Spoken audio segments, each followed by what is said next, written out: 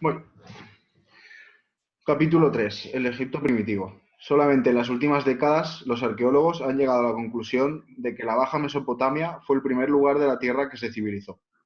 Egipto llegó al mismo nivel inmediatamente después, pero en la primera fase tuvo un desarrollo independiente. Es interesante e instructivo comparar estas dos culturas limítrofes. Ambas provenían más o menos del mismo tipo de civilización. En ambas los factores geográficos fundamentales eran muy similares. Aunque pertenezca a África, Egipto estaba mucho más ligado al fértil creciente que al continente del que forma parte.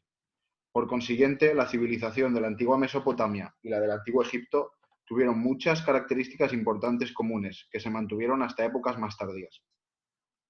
Pero si se examinan las principales fases del progreso egipcio hasta el 1700 a.C., se pueden advertir también grandes diferencias con Mesopotamia en lo que respecta a la organización política, la religión y el sentido estético. Algunas de esas diferencias pueden atribuirse a la diversidad geográfica y climática, pero otras no pueden explicarse de forma tan sencilla.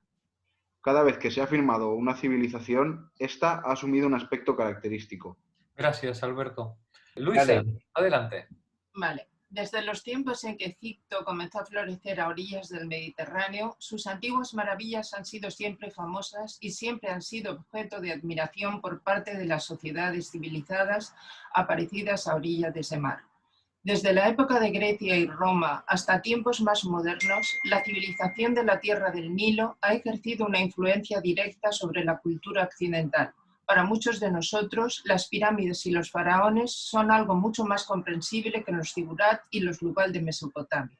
Pero eso no significa que las épocas más tardías están necesariamente más influidas por Egipto que por Mesopotamia.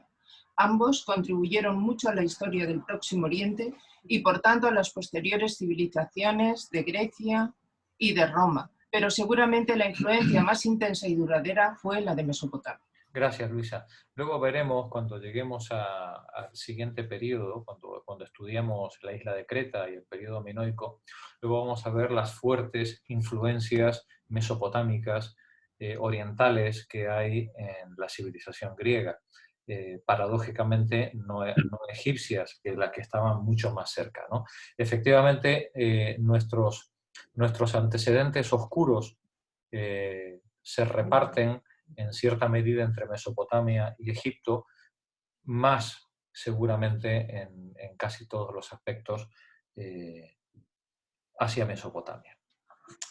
José María, continúa tú. Nacimiento de la civilización egipcia. Vamos a ver las diferencias, porque así como la Mesopotamia dio lugar a la urbanización, a lo que se entiende por civilización, de manera muy rápida, Egipto no va a seguir ese camino. En Egipto las aglomeraciones urbanas no van a ser propiamente poblacionales, sino más bien de tipo administrativo, religioso.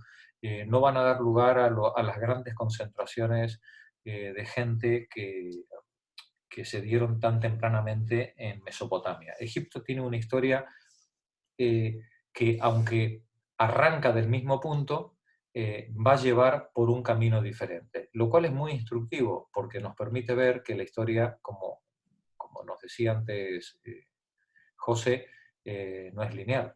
La historia tiene caminos y caminos que se deciden sobre la marcha por cada uno de sus participantes. Adelante, José María.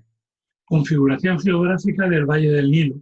Cuando el primer gran historiador griego, Heródoto, zarpó a su pobre y modesta patria para visitar Egipto, quedó fascinado por las pirámides y los otros grandes monumentos, y sintió tanta reverencia ante esta civilización tan vieja como la que sentirá posteriormente el filósofo Platón. En la descripción que de Egipto hace Heródoto aparece la famosa expresión don del Nilo, que resume perfectamente el peculiar aspecto geográfico del país. Detente un momentito, José María, por favor. Vosotros os preguntaréis, ¿cómo veía el mundo Heródoto? Pues lo veía así.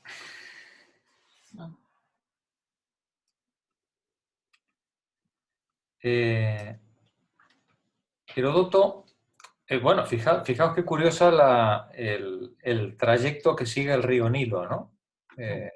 El río Nilo baja hasta Etiopía.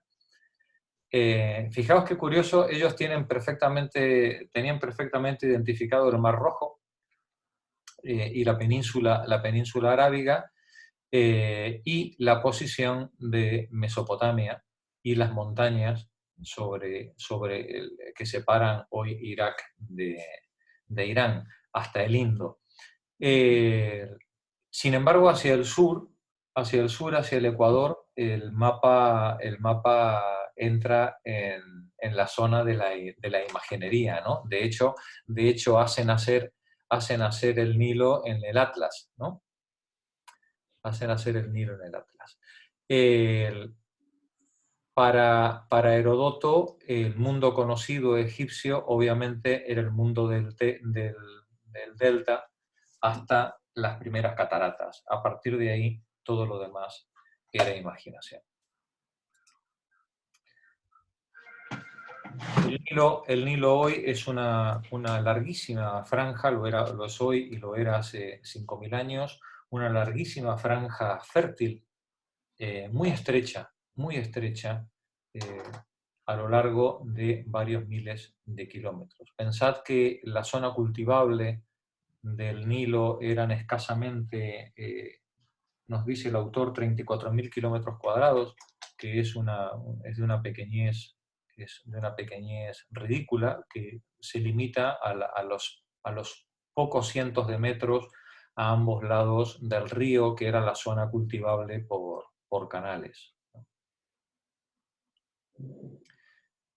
Si vemos una foto aérea actual, vemos que la zona fértil se reduce a la zona del delta, un poquito en el Fayum y unos pocos cientos de metros a cada lado del río. Mirad qué foto nocturna maravillosa, con esa enorme serpiente de luz a lo largo del curso del río. El río Nilo nace en los lagos del sur de Etiopía, en la zona ahí de Kenia, Uganda, y es la que da el tremendo caudal y la regularidad de lluvias al río. La zona de Tanzania, Ruanda, esta confluencia de países es donde está el lago Victoria y el origen, las fuentes del Nilo. Aquí tenemos imágenes de las cataratas, que son, creo recordar que son 6 las cataratas antiguas, por más de que ahora creo que las presas se han llevado por delante alguna. Estas cataratas eran, obviamente, el río era navegable hasta la primera catarata, es decir, a partir de ahí ya era imposible continuar la navegación. Continúa, José María, por favor. Sí. El Nilo nace en los lagos ecuatoriales de África y en las alturas de Etiopía, y discurre hacia el norte por una gran hendidura del terreno. A unos 1.200 kilómetros del mar se precipita de la última de sus 6 cataratas. Desde ese punto la corriente fangosa y amarillenta se desliza lentamente, sin obstáculos, por el centro de un estrecho valle durante más de 900 kilómetros, hasta llegar al delta, donde se divide en 2 brazos. El valle y el delta, Alto Egipto y Bajo Egipto, abarcan unos 34.000 kilómetros cuadrados de terreno cultivable, que puede ser regado por el río. Las inundaciones anuales son más regulares que las del Tigris y el Éufrates, y resultan mucho más útiles, debido al hecho de que en Egipto se producen al final del verano o en otoño, cuando los hombres aprendieron a ampliar el área irrigada mediante breves canales y estanques. Una numerosa población tuvo con qué alimentarse. La lluvia cae solo en el delta, pero también allí en medida insuficiente. Entonces vemos, gracias José María, vemos cómo tenemos un río con unas magníficas inundaciones anuales, pero con un régimen de lluvias muy limitado. Eso hace que la vida en el río dependa fundamentalmente del caudal del río y de las inundaciones. El régimen de lluvias no permite un cultivo de secano como podría darse pues, en otras zonas como en Europa o en otros lugares del mundo. En el Nilo, en todo el valle del Nilo, la vida depende exclusivamente del río y de su régimen de inundaciones. Continúa Juanra. El Nilo no solo proporciona agua, sino también es un notable medio de comunicación que favoreció temprana y duraderamente una política unificadora. Egipto está relativamente aislado de las cataratas al sur, por el Mediterráneo al norte. A sus lados se extienden desiertos que se prolongan rojos y desolados hasta el límite negro de la tierra regada. Casi toda el área que en los mapas geográficos figura como Egipto es completamente inhabitable. La franja cultivable que atraviesa Egipto a lo largo solo tiene una anchura de 6 a 20 kilómetros y cuenta con una población estable. Sus habitantes han mostrado siempre tendencia, por tanto, a vivir en aldeas más que en ciudades, al contrario de lo que sucedía en Mesopotamia. Sus casuchas de ladrillo de barro estaban casi siempre situadas justamente en los límites de los campos cultivables, para no dejar inutilizado ni siquiera un metro de terreno fértil. Fijaos cómo describe el autor la vida, ¿no? Las casuchas de barro colocadas en el límite de la tierra cultivable para poder aprovechar hasta el último metro cuadrado de terreno fértil, ¿no? Las condiciones duras de vida en las que esta gente estaba. Paco Gotzen. El campesino egipcio tenía que trabajar duramente, pero su vida era mucho más segura que la del campesino mesopotámico. El campesino egipcio sentía una gran confianza e incluso una alegría de vivir, que era absolutamente desconocida en la tierra de Sumer y Akkad. Todos los días los antiguos egipcios festejaban el nacimiento del sol por el este, la tierra de los dioses, y lo veían desaparecer con pena por el oeste, la tierra de los muertos. Cada año se celebraba una gran fiesta, el renacimiento de la vida, cuando la inundación del Nilo aportaba agua y nueva fertilidad a los campos. Egipto conocía 3 estaciones: la de la inundación, la de la retirada de las aguas, época en la que se apresuraban a sembrar, y la estación seca, cuando se cosechaban la cebada y el trigo en el mes de marzo o abril. Gracias, Paco. Mercedes, el Neolítico en Egipto del 5000 al 3100. Un repaso rápido a lo que estuvimos viendo en las sesiones antes de fiestas.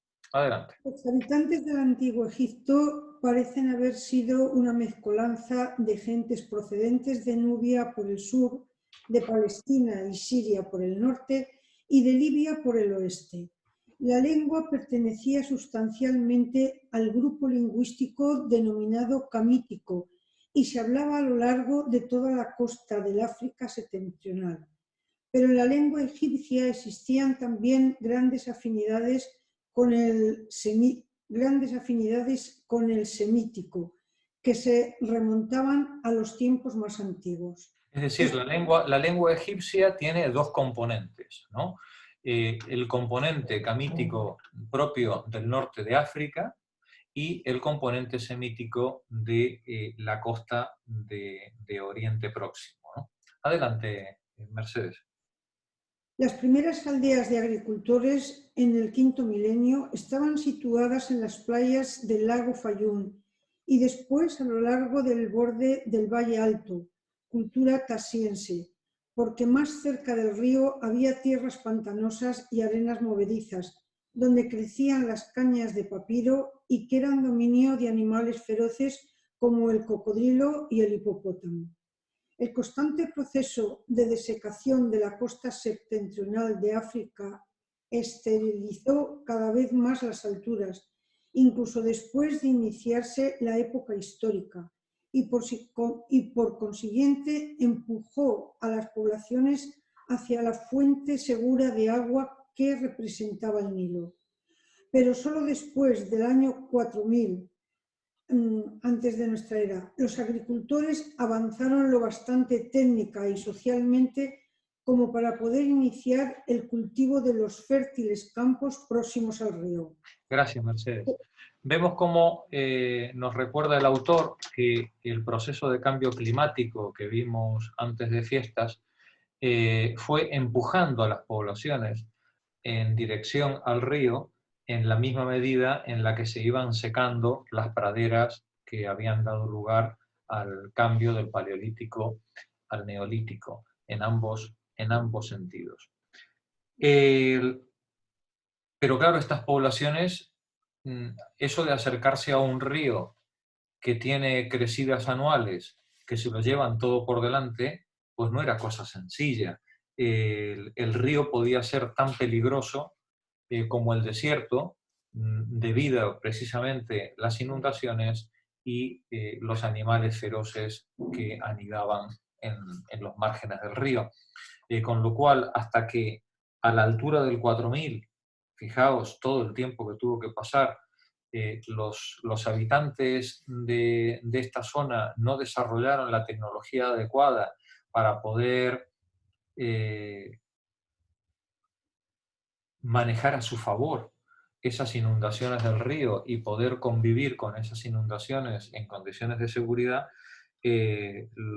pues no pudieron sacarle el partido que le tendrían que sacar a esas fértiles márgenes del río, porque una vez al año, pues el río cada vez que crecía, pues se lo llevaba absolutamente todo por delante. Continúa Rosa Medel. Después se produjo el mismo trastorno que había ocurrido en Mesopotamia. El rápido desarrollo de Egipto a través del cuarto milenio está marcado por una serie de culturas que se han llamado badariense, amratiense y jerceense. Esta última es la más significativa. Detente un momentito. Sí. Recordemos lo que aprendimos en las semanas anteriores, ¿vale? Nos dice, el rápido desarrollo de Egipto a través del cuarto milenio está marcado por, sobre todo, tres grupos culturales, el badariense, el amratiense y el gersense. El badariense es el que tenemos en el 4300, en la zona del delta, y luego el amratiense y el gersense son los que llamamos Nagada 1, ¿os acordáis? Nagada 1 y Nagada 2, que son Nagada 1 del 3800 al 3600 y Nagada 2, el más interesante, el más poderoso técnico y culturalmente, del 3600 en adelante. Os recuerdo que la paleta de Narmer es del 3100, ¿vale? La paleta de Narmer ya pertenece a Nagada 3, al final de Nagada 2 y principio de Nagada 3, ¿vale? Dice, esta última es la más significativa. Adelante, Rosa. El desecamiento sistemático de los pantanos, la difusión del uso del cobre, la construcción de barcas con haces de cañas de papiro, el elegantísimo trabajo de vasijas de piedra durísima, como el basalto y el pórfido. Todo esto fue fruto de un enorme progreso en las capacidades técnicas y permitió un fuerte incremento de la población. ¿Os recordáis cuando estuvimos viendo la cultura neolítica en Egipto, la magnífica elaboración de piedra y de cerámica que esta gente había desarrollado precisamente en estos 500 años que van del 3800 al 3300? Juan, continúa tú, por favor. Aunque gran parte de estos progresos brotaron de factores de naturaleza local, los estilos de las vasijas y el trabajo de los instrumentos atestiguan unos intercambios entre Egipto y Palestina, y está probado que en el período gercense unos invasores de lengua semítica procedentes de Asia entraron en el país. En las últimas fases de esta era, hacia el 3250 a.C., se produjo un acontecimiento aún más desconcertante. Se dejó sentir una breve ráfaga de influjo mesopotámico del tipo de Uruk. Detente un momentito, Juan. Sí. Ahora me imagino que recordaréis Eso ya varísimo. Todas las paletas y los grabados que estuvimos viendo, ¿no? ¿Recordáis el cuchillo, el mango del cuchillo, que tenía una figura mesopotámica, como un Gilgamesh, ¿no? Dibujado en el mango? Y también recordaréis las escenas de guerra en las que hay barcos orientales, que no son egipcios, barcos orientales dibujados en los mangos de los cuchillos o en estos labrados. Nos dice el autor que alrededor del 3250 hubo alguna invasión, dice, de tipo semítico procedente de Asia, que se ve en estos grabados el tipo de pelo, el tipo de indumentaria que es diferente, que llevan los personajes, y sobre todo el influjo mesopotámico en algunos elementos simbólicos como los cazadores, los atuendos de las armas, los barcos que se ven en estos grabados fascinantes. Continúa, Juan, por favor. Atestiguan esta influencia los sellos cilíndricos, las construcciones de ladrillos y las naves de forma mesopotámica. Los egipcios pudieron también tomar del este la idea de la escritura, aunque los signos que emplearon fueron sin duda originales. No podemos establecer la vía por la que se produjeron estos contactos, aunque podría suponerse que las ideas de Mesopotamia circulaban a través de las vías comerciales del desierto arábico, a través del Mar Rojo, y que por tanto llegaron primero al Alto Egipto. Sobre esta cuestión más problemática, la de en qué medida la aparición de la civilización en Egipto estuvo estimulada por los contactos con otra tierra más avanzada, los testimonios materiales que poseemos no nos permiten dar una respuesta segura. Gracias, Juan. Recordamos lo que nos contaba la autora de los textos que estuvimos trabajando, que la cultura de Nakada que era la que mostraba la mayor influencia mesopotámica, precisamente ellos hacían su intercambio comercial a través del Mar Rojo, desde el Alto Egipto directamente por el Mar Rojo, mientras que las culturas del Delta tenían influencia más bien semita de la zona de Palestina, ¿no? Era un tipo de influencia cultural y simbólica diferente. Gracias, Juan. Continúa la lectura Cristina Cirujeda. Unificación de Egipto hacia el 3100. Ay, perdón, que tenían. Unificación de Egipto hacia el 3100. En su conjunto, en la última fase neolítica, los hombres que vivían a lo largo del Nilo debieron necesitar muy poco, un estímulo venido del exterior para superar la sutil barrera que separaba de la civilización su género de vida. Las leyendas que han sobrevivido hasta épocas más tardías indicaron que el valle y el delta fueron los primeros que se unificaron en regiones llamadas nomos. En los tiempos históricos había 22 nomos en el Alto Egipto y 23 en el Bajo Egipto. Después, al parecer, las dos zonas se unificaron bajo dos reyes distintos. El último paso que se produjo al comienzo de la era civilizada fue la creación de un solo reino unificado bajo Menes. Este acontecimiento suele fecharse en torno al 3100, aunque algunos investigadores rebajan esa fecha hacia alrededor del 2850. Detente un momentito, Cristina, detente un momentito. Vamos a recordar este momento histórico. Recordemos en el escrito que os pasé, el marco histórico que os propuse con respecto a la unificación era entre el 3100 y el 2850, el proceso de unificación, que es el Nakada III de Egipto, bajo ese reinado mitológico de Menes o de Narmer, en todo caso la supuesta primera dinastía, y a partir del cual se considera el periodo arcaico o protodinástico del 2850 al 2700, que es la primera y la segunda dinastía, que es la aparición del regadío, la consolidación de la escritura, pero ya veremos que la chicha, el meollo de la cuestión, lo vamos a tener cuando entremos en el Imperio Antiguo a partir del 2700, esos 500 años que constituyen las dinastías clásicas, los reinados clásicos que han llegado a nosotros. La dinastía de la tercera a la sexta, 3, 4, 5 y 6, con los grandes faraones, Zoser, veremos su nieto, un personaje curioso, y luego pues Keops, Kefren y Miquerinos. La primera parte de nuestra lectura se va a quedar aquí, luego ya veremos el Imperio Medio, pero en las siguientes sesiones. Continúa, Cristina, por favor.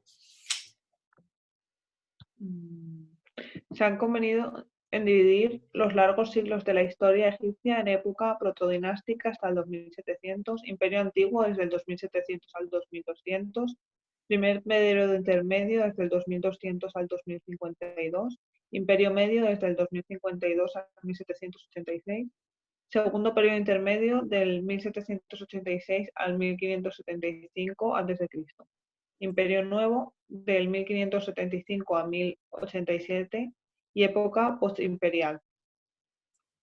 Según la tradición egipcia, la historia del país se calcula sobre la base de las listas de la dinastía de los reyes, los cuales podían o no estar emparentados entre sí. Estas dinastías comenzaron con Menes de la primera dinastía y llegaron a la 31 dinastía en el 332 a.C., cuando Alejandro Magno conquistó Egipto. Vale, nosotros vamos a detener nuestro estudio en el 1575, en el segundo periodo intermedio, porque nos interesará cuando lleguemos a ese momento ver qué estaba pasando en el resto del mundo. Luego, más adelante, volveremos a Egipto para ver Egipto en su totalidad. Continúa la lectura. Víctor Romaní. Periodo protodinástico. En la era protodinástica, la civilización se estableció sólidamente en Egipto en cuanto las estructuras políticas del país estuvieron unificadas en las manos del rey. La población y los recursos materiales a su disposición aumentaron a medida que la vida se fue haciendo más segura. Probablemente también se difundió ampliamente el regadío. Una visión de la vida muy neta y definida se abrió camino con notable rapidez y marcó todos los aspectos de la cultura, la religión, la política. El momento culminante de este sistema unificado se llama Imperio Antiguo propiamente dicho, de la tercera a la sexta dinastías. Fijaos que este dato, digamos, no lo perdamos de vista. En la misma medida en la que los recursos materiales aumentaban, también aumentó la concentración del poder político, ¿no? Es decir, se da un fenómeno paradójico, ¿no? Es decir, aumenta el nivel de vida de la mano, o mejor dicho, aumentan los recursos, no sabemos si el nivel de vida, es decir, no sabemos si la distribución de recursos aumenta de la misma manera, de la misma medida que aumentan los recursos, ¿no?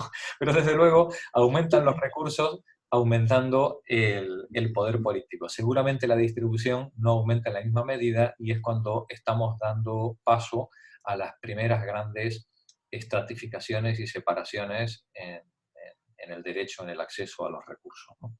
Adelante, Víctor. Para un observador moderno... Para un observador moderno, el aspecto más interesante del Antiguo Egipto es su arte. En este terreno se pueden captar con más facilidad las especiales características del modo de pensar común a todos los habitantes del Valle del Nilo.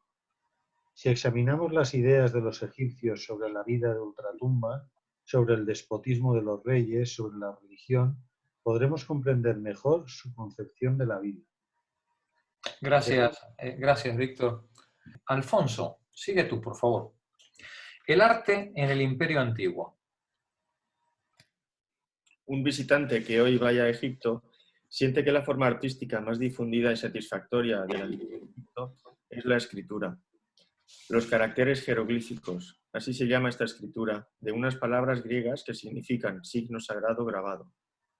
Recubrían los muros de tumbas y templos con elegantes hileras de signos estilizados, incesantemente repetidos. Desde el punto de vista artístico, estas inscripciones representan una decoración finísima, además de ser un medio para transmitir textos religiosos y alabanzas de los reyes y de sus funcionarios. La semana anterior habíamos estado viendo la escritura jeroglífica, pero no habíamos visto sus formas de manifestación, ¿no? Aquí tenemos el jeroglifo grabado en bajorrelieve en los muros de una tumba, en Abidos. Aquí lo tenemos en papiro. Son obras de arte, no son propiamente pintura, ¿no? O digamos, hoy no lo llamaríamos pintura, son obras de arte pictóricas, mucho más que meras escrituras, ¿no? Relieve de mural en una de las tumbas también. Otra vez en papiro, mucho más simplificado. Interesante, ¿no? Fijaos el trazo, ¿no? En este caso, mira, es una especie de barquito, ¿no? En el que están llevando, pues no se sabe si un elefante o qué diablo es lo que están llevando ahí, arrastrándolo, ¿no? Fijaos la estilización del dibujo, ¿no? Sí, increíble, ¿no? Minimalista. Sí, hoy sería arte absolutamente moderno, ¿no?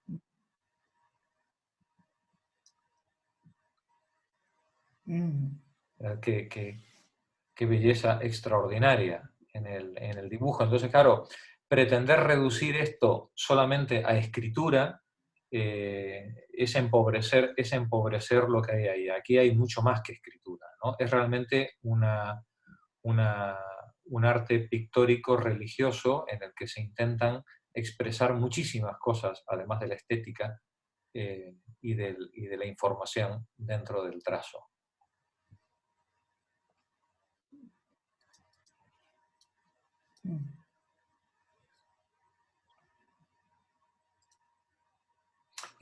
Esto creo que es un ataúd, sí.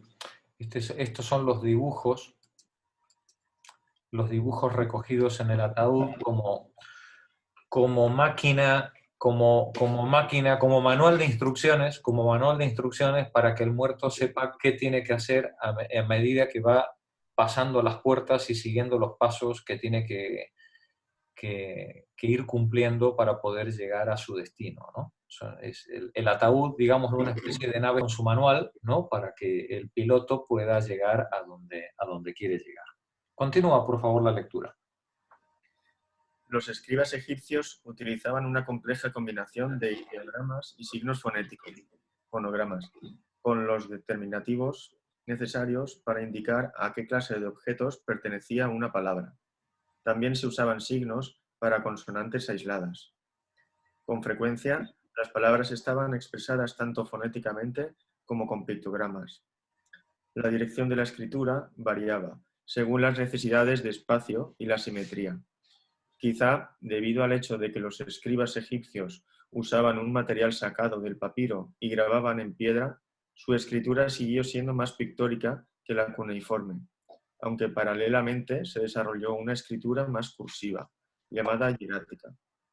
El conservadurismo del Antiguo Egipto y el sentido estético de sus habitantes contribuyeron a conservar el empleo de los hermosos caracteres jeroglíficos en los documentos oficiales. Bueno, y si os parece, lo dejamos aquí. Sí. Y seguimos el viernes que viene ya con la pintura y la escultura y la arquitectura egipcias.